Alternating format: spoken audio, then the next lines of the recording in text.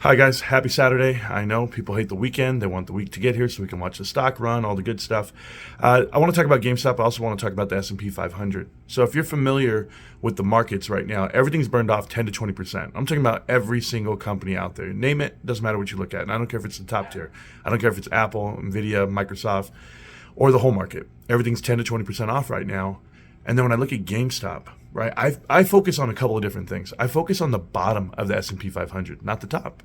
I look at the bottom because I've compared GameStop to the bottom 20 companies so far, and they're already better than 15 of them, right? So if GameStop's better than 15 companies, and when I mean better, I'm talking about more profit, better balance sheet, a higher current ratio, more cash on hand, all the metrics that you would want for a company to be recognized for the S&P 500. Now here's the problem. Analysts don't cover GameStop. They can't cover it because GameStop refuses to give out forward guidance. So no one can give out a projection on it. So everyone's sitting on it just to see what the earnings report will say, and that'll speak for GameStop. I'm good with it. I'm okay with it. I don't pressure them at all. And I've seen all these guys on Twitter and TikTok and YouTube, and when they're like, come on, Ryan, you got to give us a better stance. You got to tell us what the company's doing with the $4 billion. And stay out of politics, stay out of, I guess, any social interaction.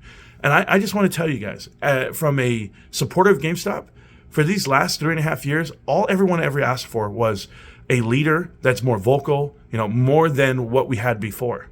Matthew Furlong wasn't in the spotlight. Matthew Furlong didn't bring eyes to the company. Matthew Furlong did nothing but just move along, right? And that's okay.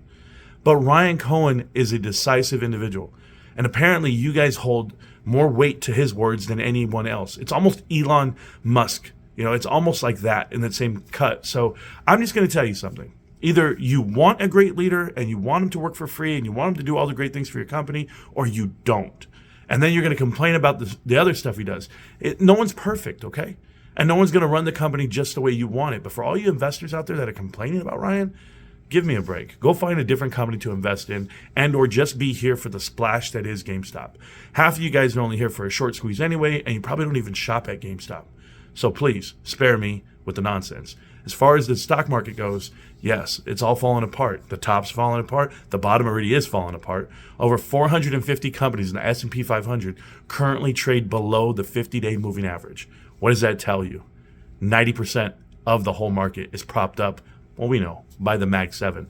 So I'll keep watching the corrections happen. I'll keep seeing how it all plays out over these next couple of years. But for GameStop, they're definitely going to be in the S&P 500.